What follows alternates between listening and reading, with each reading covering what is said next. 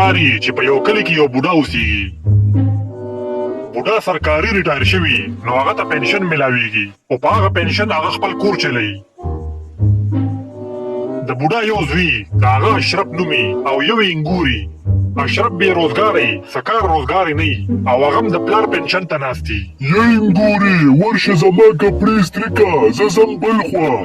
ورشه دله کلي ورکه اوس په دله کپړې څوک استري کوي. زه خو دې سړي سمه تنګه کړی یم هر وخت په د ده بېګاري. یا ښځې نو څه چلو شو زما پلار دی استاد خر دی ولې خدمت په ورله نه کوې څه ولې ما ته د ټیکا اخیستې ده څه ستا پلار دې ورشه ته وله کوه خدمتونه. نو ته ما ته ولې خبرې کوې ورشه هغه ته ووایه. هغه ته بیا هله ووایم چې ته کله سکار روزګار شروع کړې اوس خو د هغه کونې ته ناست دی. بس ډېر غول مه خوره خو دا راته ووایه چې پخ کړي دې څه دي ډېر څه خوږې شوي یم. باتینګل مې پخ کړي دي ورشه ډک شه پې. د څه شي باتینګل ته خو سهار و ماښام دا باتینګل پخې نور څه کار دې شته که نه. ورشه ته ښه شی راوړه چې پوخ کم درله پلار دې تش باتینګل راوړي نور ورته څه نه دي معلوم. ته داسې وې صبر وکړه ده سره زه خبرې کوم.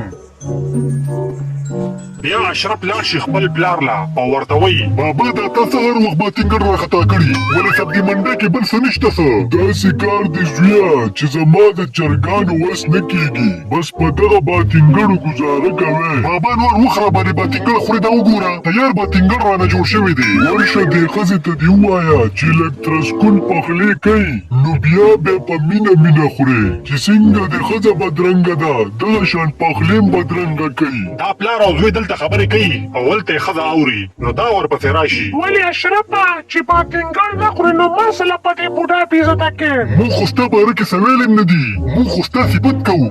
واو ما اورېدو خپل صفته زه به اوس خپلې ترور ته سوال جواب وکړم چې راشي او زما تپوس وکړي.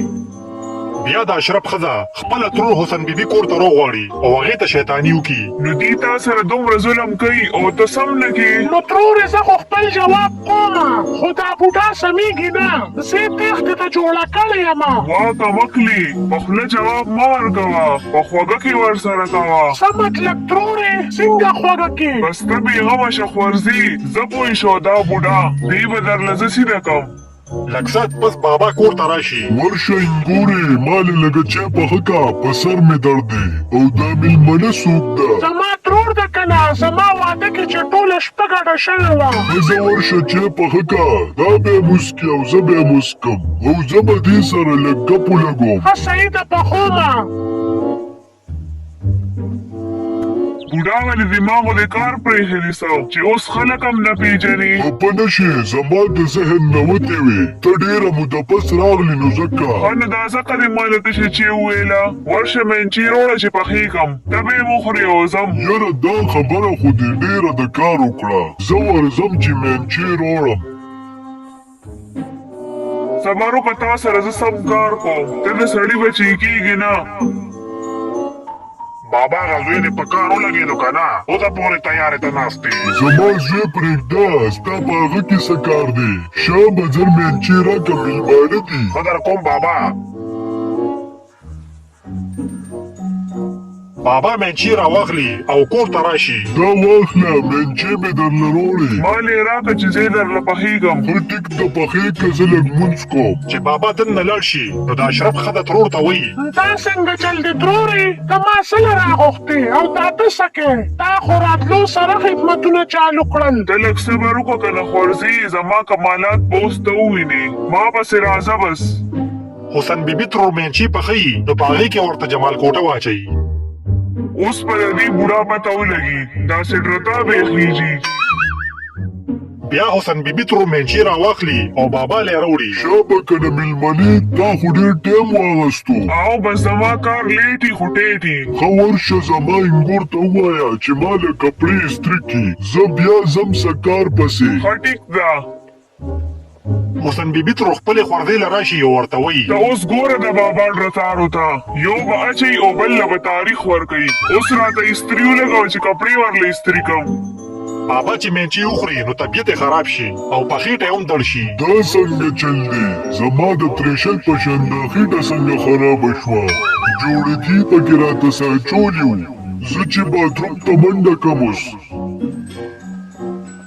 بابا په منډه منډه لاړ شي باتروم ته او دې خوا ورله حسن بیبي ترور کپړې استری کوي نو د اشرف ښځه ورته وایي ترورې پسې کا هغه کمیس خو دې ورله وشاربلو نو ولې زه دلته څه له راغلی یم خو دا بابا درله سبوم که نه پرېږده چې ویې سوځوم ورله بس شابه چې خپې وباسو ترورې کنې اوس په هغه بوډا راشي